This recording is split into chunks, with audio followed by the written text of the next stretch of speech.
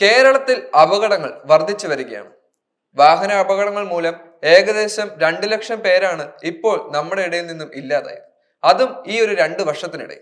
കേരളത്തിലെ മാത്രം കണക്കാണ് ഇത്രയും സൂചിപ്പിക്കുന്നത്.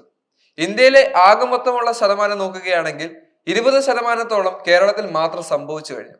ഇത്രത്തോളം അപകടങ്ങൾ ഉണ്ടാകുമ്പോൾ അതിന്റെ കാരണക്കാർ ആരാണെന്നുള്ളത് നമ്മളൊന്ന് ചിന്തിക്കേണ്ടതാണ്.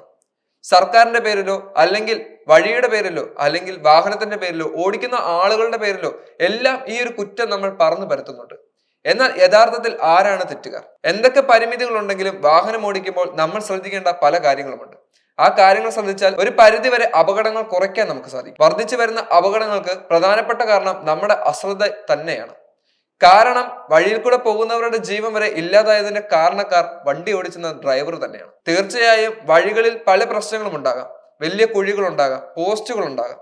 ഇതെല്ലാം വെറും താൽക്കാലികം മാത്രമാണ്, നമുക്ക് ന്യായീകരിക്കാൻ വേണ്ടി മാത്രമുള്ളത്. ശ്രദ്ധിച്ച് വണ്ടി ഓടിക്കുകയാണെങ്കിൽ ഒരാളുടെ ജീവൻ നഷ്ടപ്പെടുന്ന തരത്തിലുള്ള അപകടങ്ങൾ നമുക്ക് കുറയ്ക്കാൻ സാധിക്കുമെന്നുള്ളത് തീർച്ചയാണ്. മിതമായ സ്പീഡിൽ കൃത്യമായി വാഹനം ഓടിക്കുന്നവർ അതിലൂടെ തന്നെ സഞ്ചരിക്കുമ്പോൾ ഒരിക്കലും മരണകരമായ തരത്തിലുള്ള ഒരു അപകടം ഉണ്ടാകാൻ സാധ്യതയില്ല. ഇതെല്ലാം ജീവൻ നഷ്ടപ്പെട്ടത് കൊണ്ട് മാത്രം പറയുന്നതാണ്. മറ്റുള്ള നിരവധി ആളുകളുടെ ജീവൻ നഷ്ടപ്പെടുന്നതിന്റെ വേദന കാരണമാണ് നമ്മൾ ശ്രദ്ധിക്കണമെന്ന് നമ്മൾ എടുത്തു പറയുന്നത്. എന്നാൽ പോലും മന്ത്രിസഭയും അല്ലെങ്കിൽ കേരള സർക്കാരും സംസ്ഥാന സർക്കാരും കേന്ദ്ര സർക്കാരും ശ്രദ്ധിക്കേണ്ടത് ഇനിയും ഇത്തരത്തിലുള്ള അപകടങ്ങൾ ഉണ്ടാകാതിരിക്കാൻ പ്രത്യേകം ശ്രദ്ധിക്കണം. കാരണം ഇനിയും കേരളത്തിൽ ഇതുപോലെ അപകടങ്ങൾ വർദ്ധിക്കുകയാണെങ്കിൽ നിരവധി ആളുകളുടെ ജീവൻ അതുവഴി ഇല്ലാതാകും. അമിത സ്പീഡും റോഡിലെ കുഴികളും അങ്ങനെ പല വിധത്തിലുള്ള കാരണങ്ങൾ എടുത്തു പറഞ്ഞ് കാണിക്കുന്നത് പതിവാണ്. ഇതിനൊന്നും ഒരു പരിഹാരം കാണാൻ സർക്കാർ ശ്രമിച്ചിട്ടില്ല എന്ന് പറയേണ്ടി വരും. നവദമ്പതികളുടെ മരണത്തെ തുടർന്ന് ഗണേഷ് കുമാർ മന്ത്രി പോലും പറഞ്ഞു വഴിക്ക് ഒരു പ്രശ്നം ഉണ്ടായിരുന്നില്ല, അത് ഓടിച്ചയാളുടെ പ്രശ്നം തന്നെയായിരുന്നു.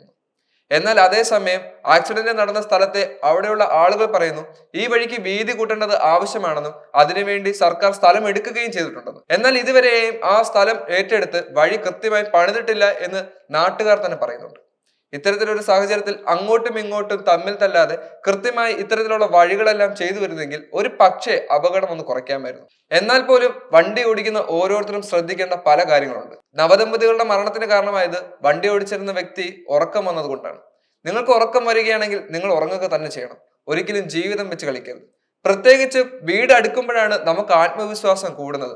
അതായത് പെട്ടെന്ന് വീട്ടിലെത്താമല്ലോ, വീട്ടിലെത്തിയാൽ സ്വസ്ഥമായി കിടക്കാമല്ലോ എന്നുള്ളൊരു മുൻവിധി ചിന്ത കൊണ്ടായിരിക്കാം അദ്ദേഹം മുൻകൂട്ടി വേഗത്തിൽ വാഹനം ഓടിച്ചത്.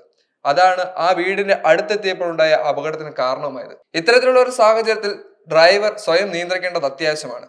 കൃത്യമായ വിശ്രമം എടുത്തുകൊണ്ട് തന്നെ വാഹനം ഓടിച്ചില്ലെങ്കിൽ അത് വലിയ അപകടത്തിൽ എത്താനുള്ള സാധ്യതകൾ ഏറും. വാഹനം ഓടിക്കുന്ന ഓരോ വ്യക്തികളും മനസ്സിലാക്കേണ്ട കാര്യവും അത് തന്നെയാണ്. നമ്മുടെ കയ്യിലാണ് ഓരോരുത്തരുടെ ജീവിതവും നിൽക്കുന്നത്. അതിനാൽ തന്നെ നിങ്ങൾ ശ്രദ്ധയോടെ ഓടിച്ചാൽ മാത്രമേ നിങ്ങളിൽ നിന്നും സുരക്ഷിതമായി നിങ്ങളിൽ വിശ്വസിക്കുന്ന വാഹനത്തിലുള്ളവരും അല്ലെങ്കിൽ റോഡിലൂടെ നടന്നു പോകുന്ന പാവങ്ങളും എല്ലാവരുടെയും ജീവിതം സംരക്ഷിക്കാൻ സാധിക്കും. എല്ലാവരുടെയും അത്യാവശ്യങ്ങളിൽ പോലും കൃത്യമായ വേഗതയിൽ വാഹനം ഓടിക്കേണ്ടത് ശ്രദ്ധിക്കണം. കാരണം അമിത വേഗതയാണ് പല അപകടങ്ങൾക്കും കാരണമായത്.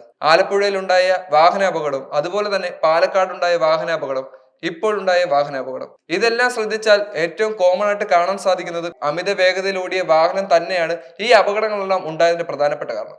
മറ്റെല്ലാം മാറ്റിവെക്കാം, എന്ത് പ്രശ്നമുണ്ടെങ്കിലും അതെല്ലാം മാറ്റിവെക്കാം. കൃത്യമായ വേഗതയിൽ കൃത്യമായ ഒരു അവസരത്തിൽ വാഹനം കൃത്യമായി ഓടിച്ചാൽ ഒരു പരിധിവരെ നമുക്ക് അപകടങ്ങൾ കുറയ്ക്കാൻ സാധിക്കും.